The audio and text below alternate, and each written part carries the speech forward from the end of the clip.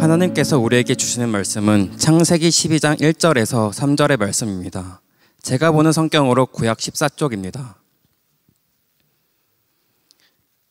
이제 창세기 12장 1절에서 3절의 말씀을 봉독하겠습니다. 다 함께 일어나셔서 하나님의 말씀을 경청하시기 바랍니다. 여호와께서 아브라함에게 이르시되 너는 너의 고향과 친척과 아버지 집을 떠나 내가 내게 보여줄 땅으로 가라. 내가 너로 큰 민족을 이루고 내게 복을 주어 내 이름을 창대하게 하리니 너는 복이 될지라. 너를 축복하는 자에게는 내가 복을 내리고 너를 저주하는 자에게는 내가 저주하리니 땅의 모든 족속이 너로 말미암아 복을 얻을 것이라 하신지라. 아멘. 2월입니다. 이제 새해가 시작하고 벌써 한 달이 지나고 2월이 되었습니다. 이제 방학도 지나고 또 새해 다짐들도 한 번 더 돌아볼 시기입니다. 다시 한번 다짐하고 여러 다짐이 있겠지만 믿음의 다짐들을 연초에 했던 성경을 읽겠다, 기도를 하겠다, 어떤 여러분의 믿음의 다짐들이 한 달 새에 혹시 흐트러졌다면 다시 한번 되새길 시기입니다. 그래서 2월을 다시 한번 시작하며 믿음 안에서 시작하는 우리 모든 청년들 되기를 간절히 바랍니다.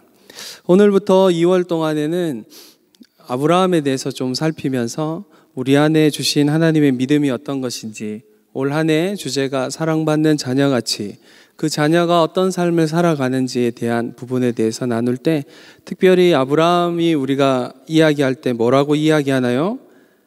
믿음의 조상 아브라함이라고 이야기하죠. 믿음이 무엇인지, 우리가 가지는 믿음이 어떤 것인지, 믿음이 어디서부터 시작하는 것이고 믿음이 성장하는 것이 무엇인지에 대해서 한 달 동안 아브라함의 삶, 아브라함의 믿음을 보면서, 믿음의 조상이라고 하는 아브라함을 살피면서 우리가 좀 보려고 합니다.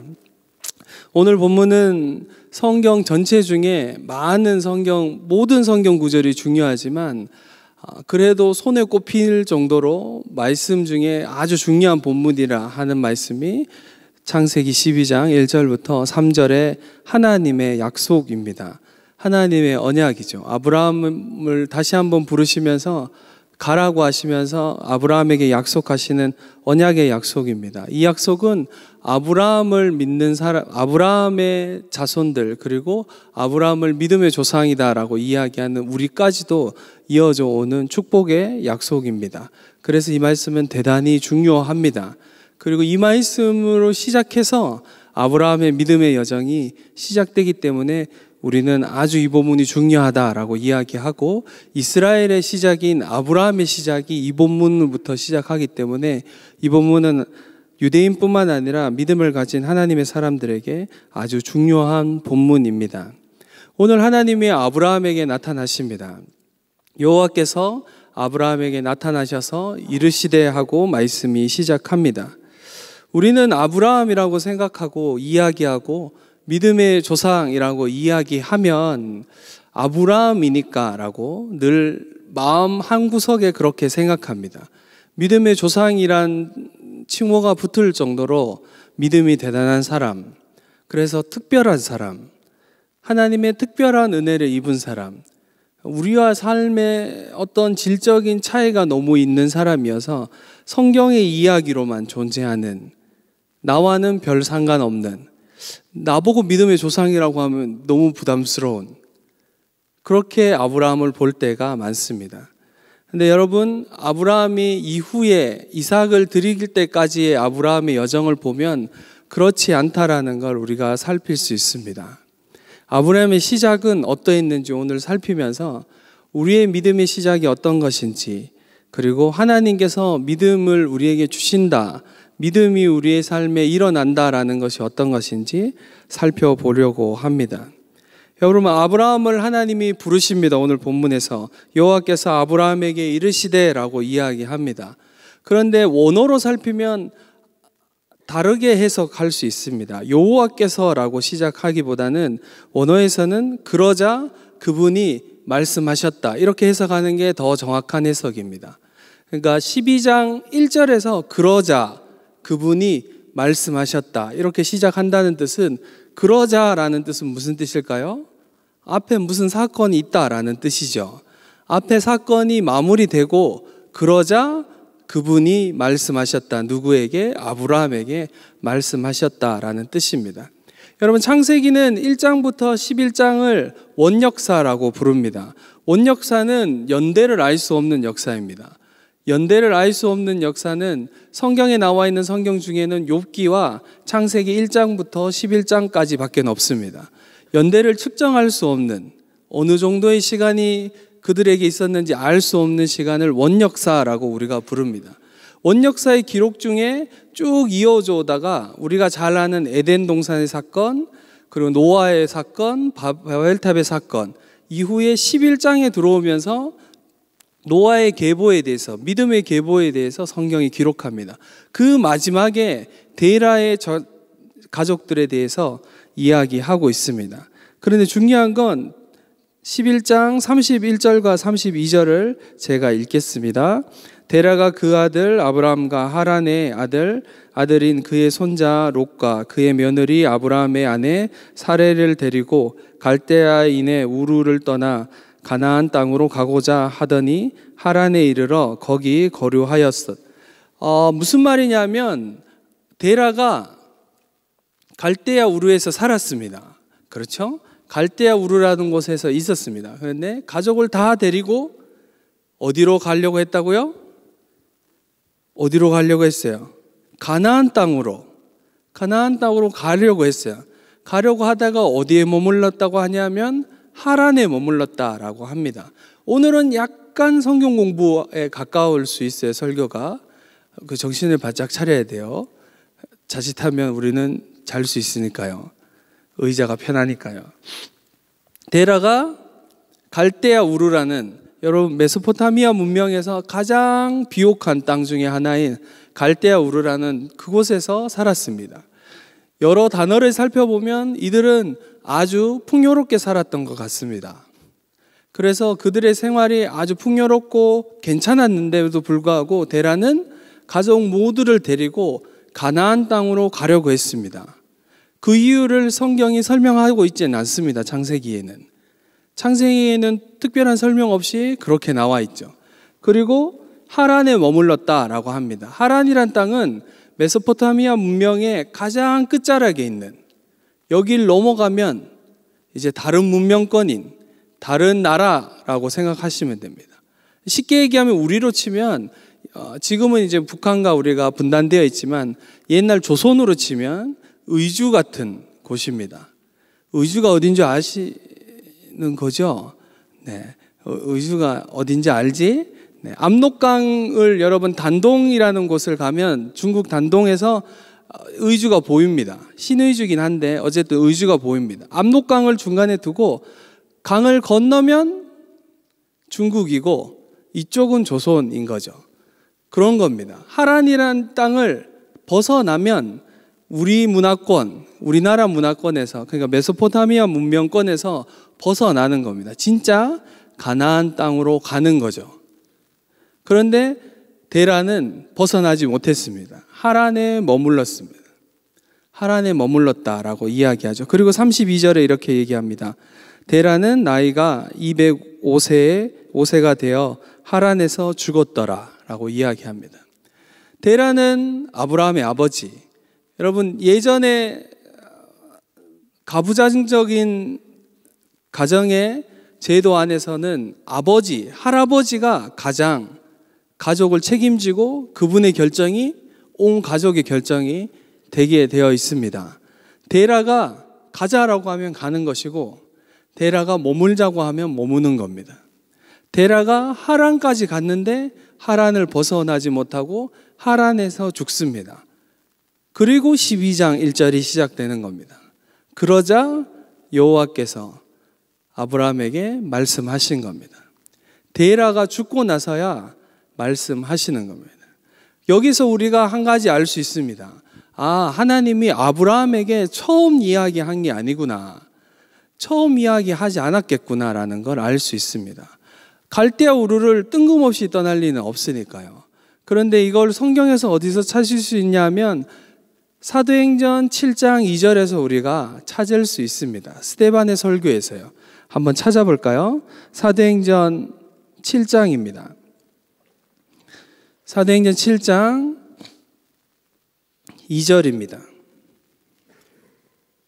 스데반이 구전으로 전해오는, 이때까지 기록된 성경이 없던 구전으로 전해오던 유대인들 안에 통상적으로 알고 있던 것에 대해서 설교로 설명합니다. 이 사도행전 7장 2절입니다. 스데반이 이르되 여러분 부형들이여 들으소서. 우리 조상 아브라함이 하란에 있기 전 메소포타미아에 있을 때에 영광의 하나님이 그에게 보여 이르시되 내 고향과 친척을 떠나 내가 내게 보일 땅으로 가라 하시니 아브라함이 갈대아 사람의 땅을 떠나 하란에 거하다가 그의 아버지가 죽음에 하나님이 그를 거기서 너희 지금 사는 이 땅으로 옮기셨느니라. 다시 절 보세요. 스데반의 설교에서는 분명하게 이야기하고 있습니다. 누구에게 나타나셨다고요? 아브라함에게 나타나셨다라고 이야기합니다. 그러니까 우리가 약간의 상상력을 동원하면 약간의 성경이 다 이야기를 하고 있진 않으니까.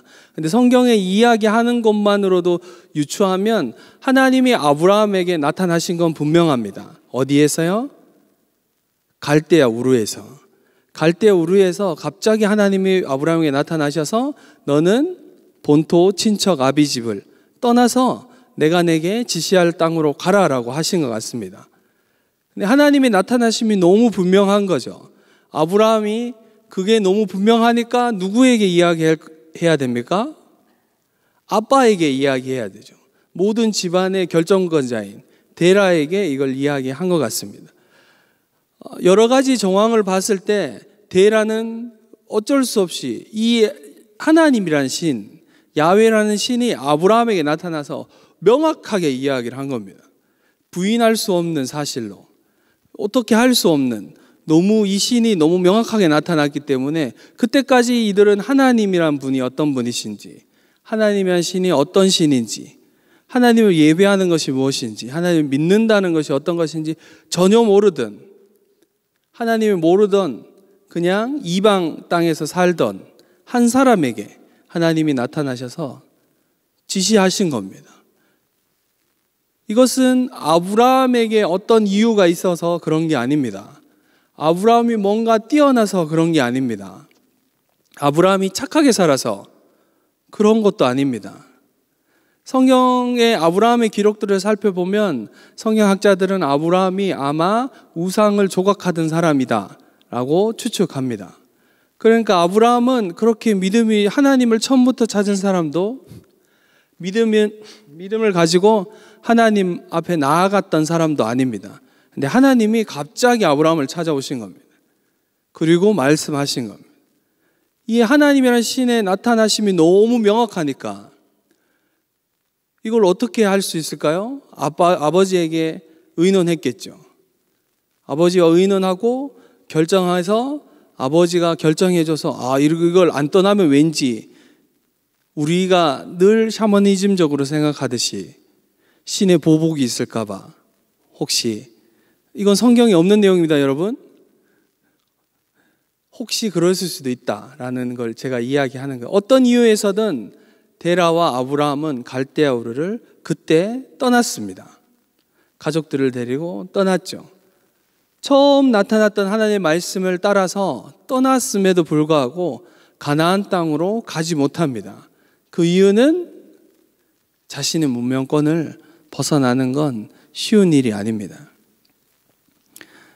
미얀마를 다녀오신 분들도 있고, 미얀마뿐만 아니라 중고등학생 때 베트남도 다녀오신 분들도 있고, 또 선교단체나 갖가지 이유로 단기 선교든 장기 선교든 여러분 선교지에 다녀와 보신 분들도 있을 겁니다.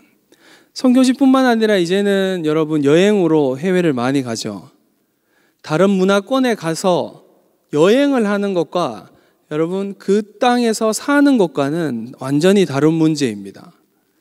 특별히 우리나라라는 아주 치안이 안전한 국가에서 살다가 치안이 아주 불안한 나라로 가면 그곳에서는 너무 삶을 영위하기가 쉽지 않은 거죠.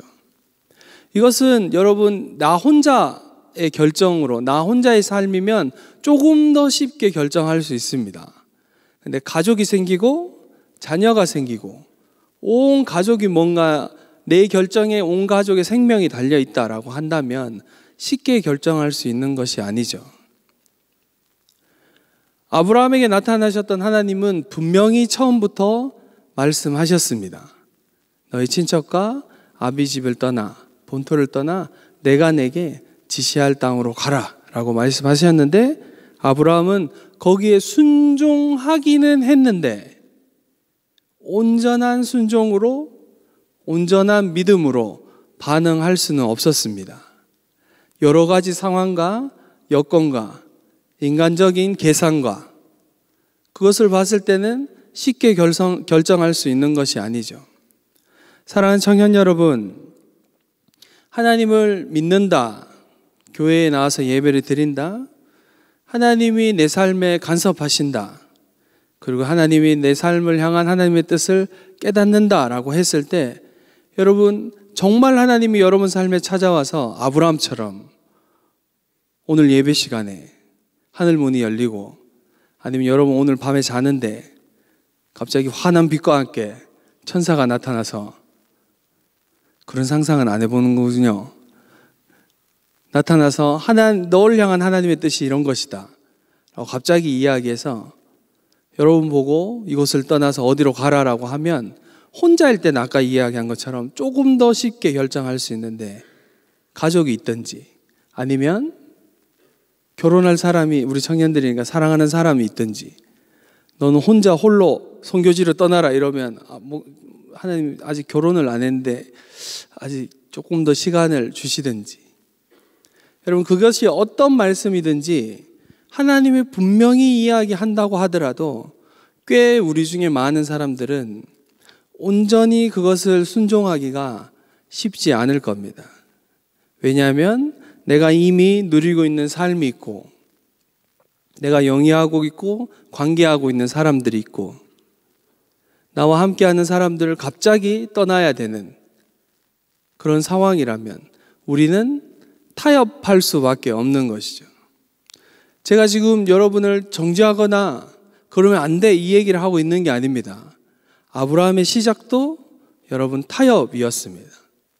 아브라함은 하나님의 말씀, 하나님의 뜻을 우리로 이야기하면 나를 향한 하나님의 뜻을 깨닫고, 하나님 내가 하나님을 위해서 살겠습니다 결정하지만, 그렇게 결정하고 삶을 살아가다 보면 이성적인 그리고 세상적인 계산들이 우리 안에 계속 들어와서 우리 어느 부분은 타협하고 어느 부분은 하나님을 따라가고 어느 부분은 뒤로 물러서는 경우가 있다라는 것입니다. 이런 이야기를 할 때마다 우리 착한 청년들은 나는 왜 이렇게 못 살까? 나는 정말 하나님께 온전한 믿음으로 거룩한 삶으로 올려드리고 싶은데 나는 왜 이럴까? 하는 청년들 격려합니다. 요즘 오늘 아브라함을 보면서 여러분 격려를 받으시기 바랍니다. 아브라함의 시작도 타협이었습니다. 아브라함의 믿음의 시작도 타협이었어요. 순종을 하는데 다 순종하지 못하는, 여전히 포기되어지지 않는, 이 부분은 여전히 내려놓고 싶지 않은, 내려놓을 수 없는 아브라함에게는 어떤 것이었나요? 아브라함에게는 아버지였습니다. 아버지 데라의 결정에 따랐기 때문에. 분명히 본토 친척 아비 집을 떠나라 그랬는데 아버지를 내려놓지 못, 가족에 대한 부담을 아브라함이 내려놓지 못했습니다. 데라가 죽을 때까지 하란에서 기다렸죠. 아브라함에게 있어서는 어쩜 그 다음 가족을 책임져야 되는 사람으로서 당연히 가지는 책임감이었을 것 같습니다. 그럼에도 불구하고 하나님이 한 번 더 나타나셔서 아브라함에게 말씀하십니다. 이 말씀을 보면서 우리가 알 수 있는 것 한 가지는, 하나님 참 인격적이시다. 그리고 하나님 참 오래 기다리신다. 우리 같으면 빨리빨리 좀 이렇게 잘못된 길로 가면, 여러분 자식이 잘못된 길로 가면 부모는 참기 대단히 어렵습니다.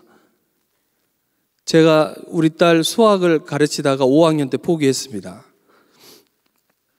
계속 이야기했는데 못 알아들으면 이제 제 안에 막 분노가 일어나는. 이걸 왜 이해를 못하지? 다른 집 애 같았으면 제가 엄청 부드럽게 얘기했을 거예요. 그럴 수 있지, 뭐 모를 수 있지, 뭐 괜찮아 이렇게 했을 텐데 제 자녀면 그게 쉽게 되지 않습니다. 여러분, 하나님도 하나님의 자녀가 다른 길로 가거나 내가 너에게 분명히 말했음에도 불구하고 너의 삶이 하나님 앞에 바로 서지 못하는 것에 대해서 하나님은 정죄하시거나 너 왜 똑바로 안 해? 너 왜 그거밖에 안 돼? 이렇게 말씀하시지 않습니다. 하나님은 기다리십니다. 오래 참으시고 여러분 삶을 향해서 또 기다리시는 하나님이십니다. 여러분, 그 하나님의 은혜와 사랑을 기억하시기 바랍니다. 여러분, 믿음이 연약하고 여전히 자라가야 된다면 여러분의 자금을 자꾸 보지 마시고 여전히 내 삶을 인내하시고 기다리시는 하나님, 그리고 오늘 본문에서 하나님이 그러자 그분이 말씀하셨다. 하나님이 다시 찾아오셔서 말씀하시고 다시 알아듣게 이야기하시고 우리를 격려하시는 하나님의 음성을 들으시기 바랍니다. 그래서 여러분 모두가 또 찾아오시는 하나님, 또 말씀하시는 하나님, 그 하나님으로 인해서 믿음이 조금씩 생겨나기 시작하는 겁니다. 여러분, 믿음은 하나님을 아는 것입니다. 하나님 그분을 아는 거예요. 하나님 그분을 어떻게 알 수 있습니까? 너무 모르는 거야? 하나님 그분을 어떻게 알 수 있습니까? 말씀으로 알 수 있습니다. 묵상하셔야 됩니다. 묵상 챌린지 참여해 주시기 바랍니다. 단언하건대 하나님을 알 수 있는 첫 번째는 무조건 말씀을 통해서, 말씀을 읽지도 않고 말씀을 묵상하지도 않고 주일에 일주일에 한 번 예배 드리며 하나님을 알 수 아주 특별한 은혜가 아니면 그러긴 어렵습니다. 매일 하나님의 말씀을 읽으며 말씀 안에서 발견되어지는 하나님, 경험되어지는 하나님으로 지식적으로 그분을 먼저 알아가야 합니다. 그런 다음 내 삶에 찾아오시고 경험되어지는 하나님으로 여러분 하나님을 알아갈 수 있습니다.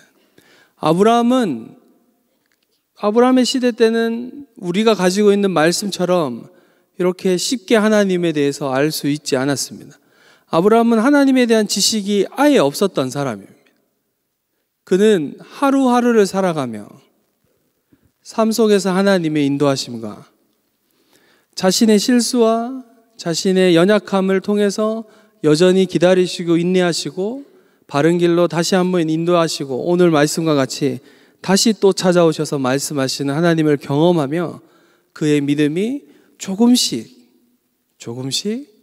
하나님이란 분이, 하나님이란 신이 정말 계시고 그 신이 천지 만물을 창조하셨고 그 신이 내 삶을 책임지고 내 가족들을 인도하여 가시는구나라는 걸 조금씩 알아가는 겁니다. 사랑하는 청년 여러분, 믿음의 여정을 시작하신 여러분, 혹 아직도 믿음의 여정을 시작 안 하신 분들도 오늘 결정하시고 믿음의 여정을 시작하시기 바랍니다. 하나님을 알아가는 것, 하나님 그분을 경험하는 삶으로 일주일에 한 번 설교를 듣고 예배를 드리고 하나님을 조금 알 수 있지만 사랑하는 청년 여러분, 그렇게 해서는 세상이 밀려오는 세상의 이 물결에 우리 모두는 휩쓸려 갈 수밖에 없습니다. 소망의 닷을 내리고 그분이 우리 가운데 부으시는 은혜와 사랑으로 하루하루 살아가야 합니다. 그래야 흔들림 없이 믿음 가운데 걸어갈 수 있습니다. 그것이 처음에는 타협할 수 있고 그것이 믿음의 시작의 처음에는 멋지지 않을 수 있고 온전하지 않을 수 있지만 하나님 그분은 우리를 너무 잘 아시는 분이기 때문에 우리의 작은 몸부림, 작은 발걸음, 작은 믿음의 행위를 기뻐하시는 분이십니다. 여러분, 여러분이 하는 하나님을 향한 믿음의 행위를 하나님이 얼마나 기뻐하시는지 여러분이 생각하는 것보다 하나님이 그 행위를 너무너무 기뻐하십니다. 여러분, 그걸 알아야 합니다.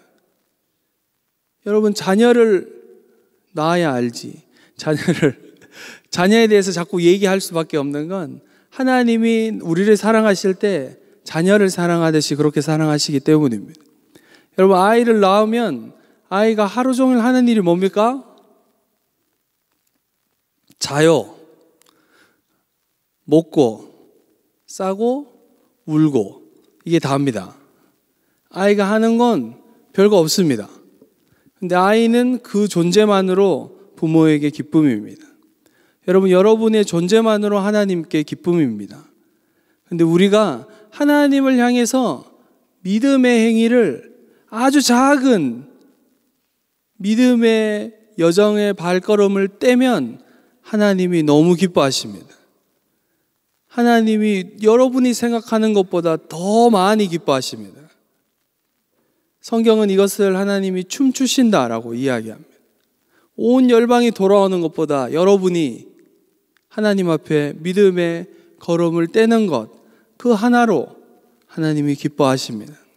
사랑하는 청년 여러분, 믿음의 걸음을 떼시기 바랍니다.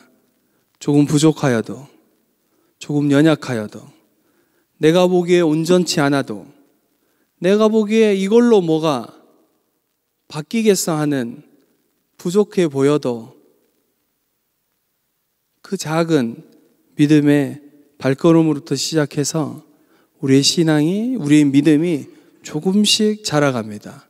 어떻게 해요? 하나님을 알아감으로. 하나님이 이런 분이시구나.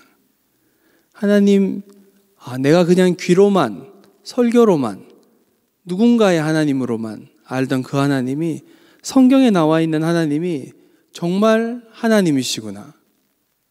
그게 누가 설명해 주지 않아도 말씀을 묵상하다, 말씀을 묵상하고 하루를 살아가다, 삶의 자리에서, 길거리에서 걸어가다,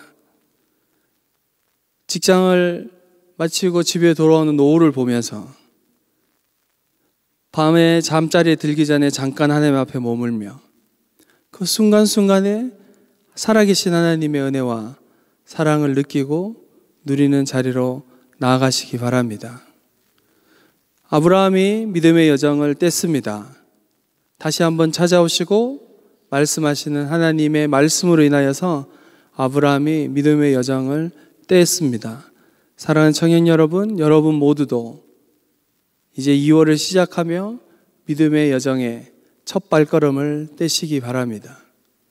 여러분 모두를 초청합니다.